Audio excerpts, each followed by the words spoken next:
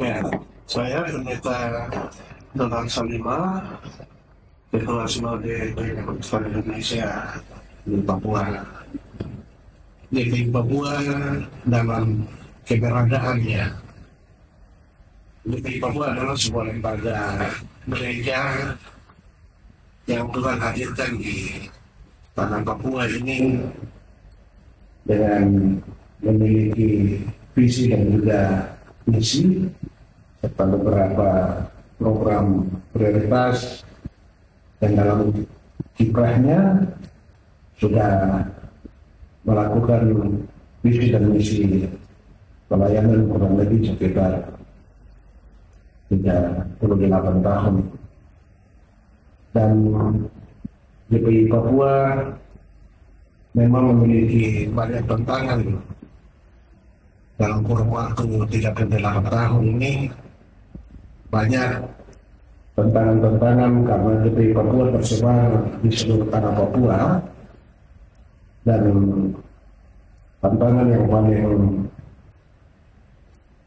GPI Papua rasakan adalah alam yang tidak selalu bersahabat, serta komunikasi yang terputus, tetapi juga interaksi antara pelayan dengan umat karena jarak jangkauan pelayanan dari satu wilayah klasis ke wilayah klasis yang lain, tetapi juga dari satu jemaat ke jemaat yang lain.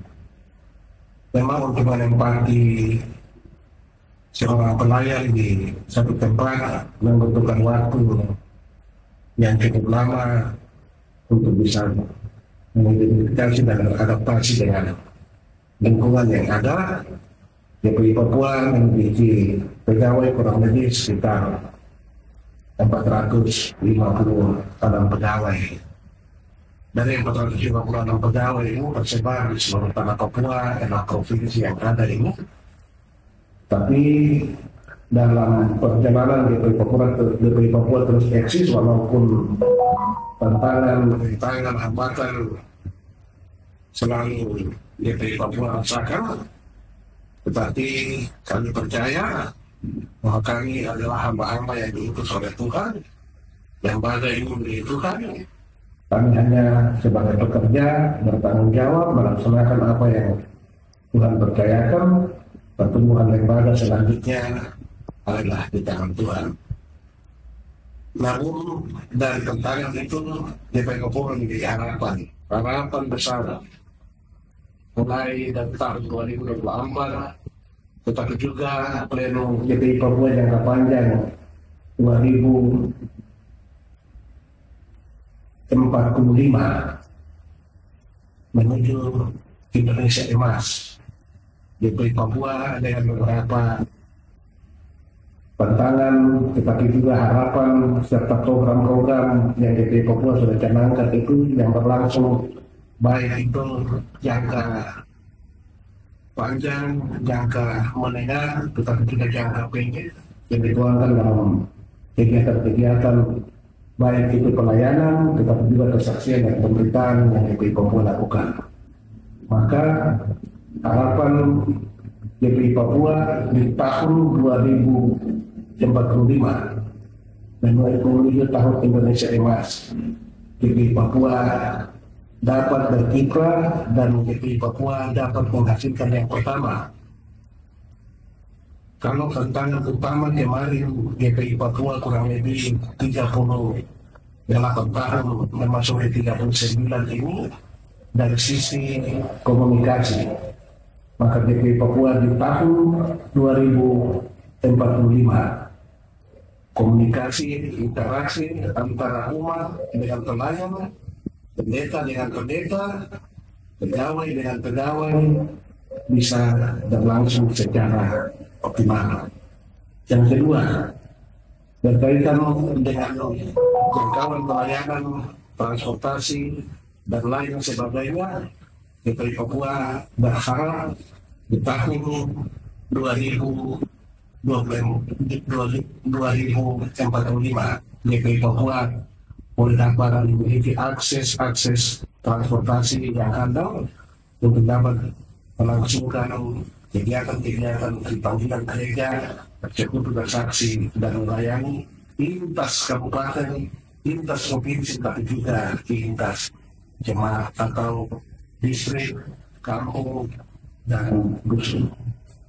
Tetapi juga GPI Papua memiliki harapan dari sisi pembiayaan, khusus pengembangan sumber daya manusia.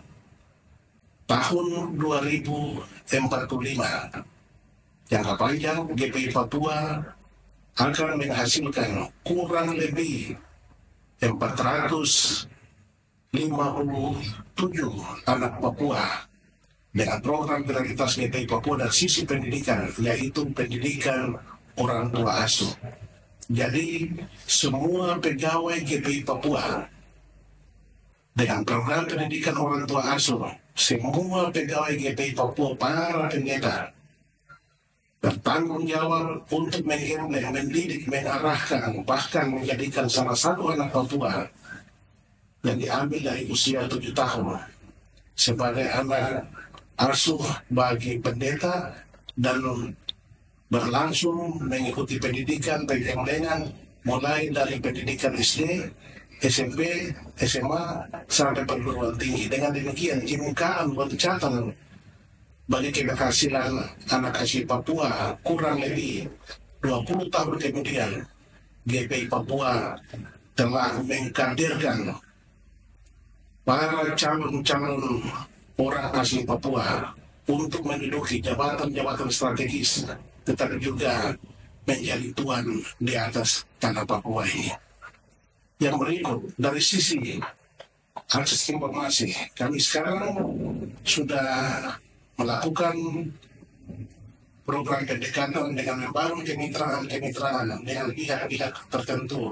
Antara lain, kami coba mendekatkan komunikasi dengan yang pertama, pemasangan tower penguat signal mulai di setiap wilayah-wilayah pelayanan GPI Papua, setiap jemaat GPI Papua. Kerjasama kami dengan PT Protalindo, dan dalam tahun ini kami percaya kemitraan kami, kerjasama kami ini bisa dapat berlangsung, dan loncatannya dari sisi komunikasi kita akan sukses dengan istilah GPI Papua Bicara.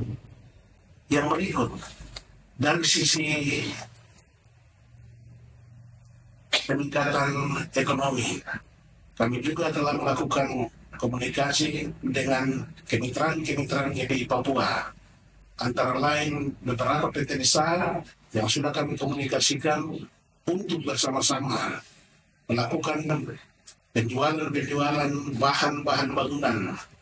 Dalam kemitraan kami, GPI Papua menjadi distributor untuk pelaksanaan peningkatan ekonomi GPI Papua. Dengan demikian, dari beberapa harapan ini, maka program-program prioritas GPI Papua dengan kegiatan-kegiatan yang dilakukan tahun kurang lebih 38 tahun, kami percaya bisa dapat mensukseskan, memberikan hasil, memberikan dampak bagi pertumbuhan pelayanan GPI Papua di atas tanah Papua ini. Saya pikir itu yang bisa saya sampaikan sebagai pimpinan Lembaga Gereja Kristen Indonesia di tanah Papua. Saya, Pendeta Donald Salima, STHSE, mengucapkan dirgahayu GPI Papua yang ke-39 tahun. Tuhan memberkati, nos autem predicamus Christum crucifixum. Shalom.